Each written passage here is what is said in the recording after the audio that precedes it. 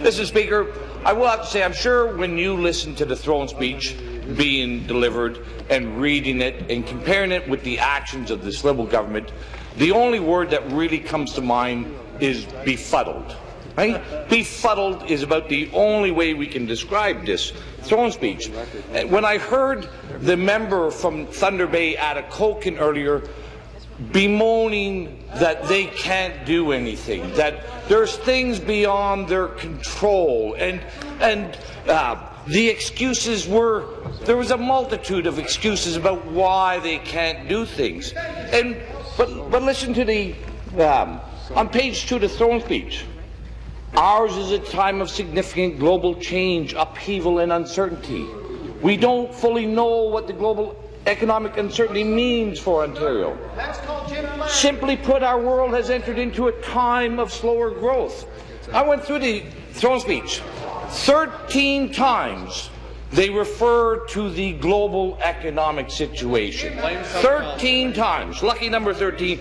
On page 2, there's 8 references to the global economic factors. When will these people on the Liberal side wake up and just not make excuses? Excuses are not reasons.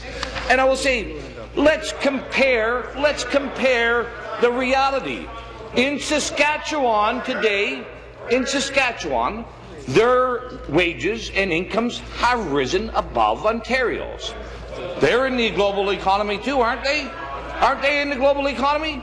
Newfoundland went from a have-not to a have province. They're in the global economy, aren't they? We went from a have to a have-not province. Right?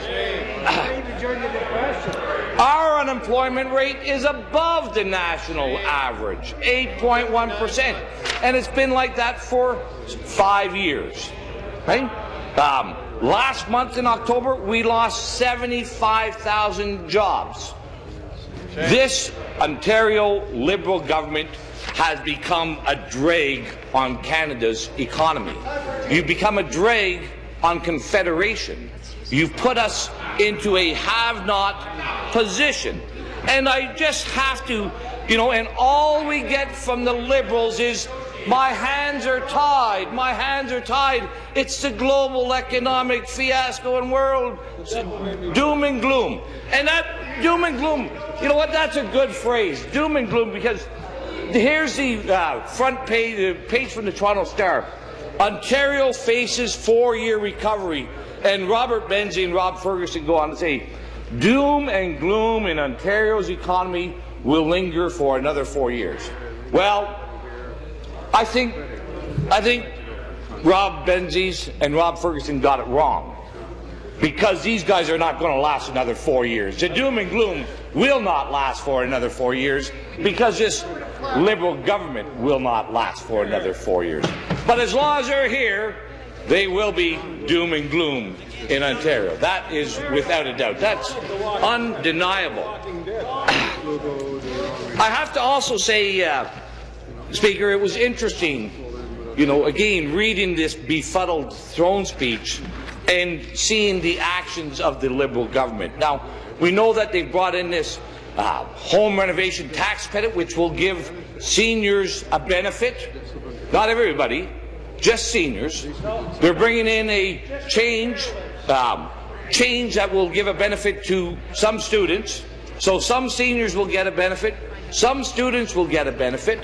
And, if you go to the throne speech on page 9, maybe I should send this over to Bob so he can read page 9 as well. This is what the throne speech says. Your government rejects the politics of division and rancor and will oppose measures. Right? And what do? Their first week, the first day after reading that throne speech, they bring in policies of division. Policies of division. Another befuddled, contradictory, hypocritical position of this Liberal government. And it's just on and on and on. 13 different occasions in here, they make up excuses why they're failing Ontario. 13 different phrases in here that try to show excuses as reasons for the Liberal government's failings. Failings and failure to the people of this country and to the people of our province. And again, more unemployment, diminishing wages, and what did the Premier of Saskatchewan have to say this week? Now here, the Premier of Saskatchewan has... Member from Peterborough, point of order. Point of order. Well, Mr. Speaker, traditionally, the use of the word hypocritical has been ruled as inappropriate language in this legislature. So I'm asking you to rule on the use of that word by the member of Lanark, Frontenac, Lennox and Addington, Mr. Speaker. Thank you, and actually the Speaker has been nailed on that one. You will withdraw that comment. Withdraw that comment. Yes. Mr. Speaker, I'll say the Premier of Saskatchewan, who, of course, his province has moved from a have-not to a have status. Brad Wall was quoted earlier this week as encouraging Ontarians to come to Saskatchewan where there is indeed economic growth, where there is robust job opportunities.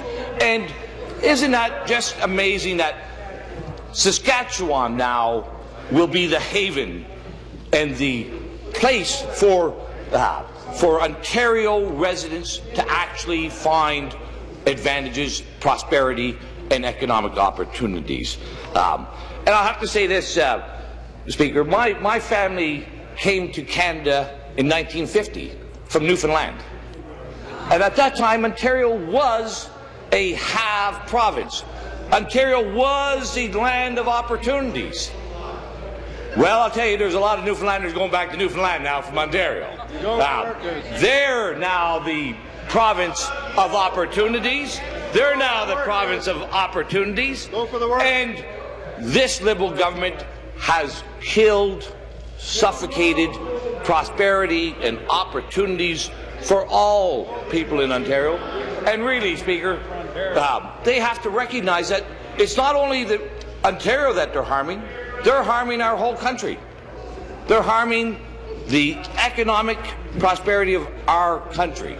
And all they do is come up with excuses and more excuses and think that that justifies them continuing on the same path of politics of division, politics of rancor, politics of envy, and they just keep coming up with more and more policies to split and divide and harm our opportunities. Speaker, befuddlement is the real word for this throne speech, and doom and gloom, as the Toronto Star has said forth. As long as this Liberal government has that tenuous hold on government, there will be doom and gloom, but we'll do everything possible to make sure that that doom and gloom ends quickly, and same with this Liberal government. Thank you.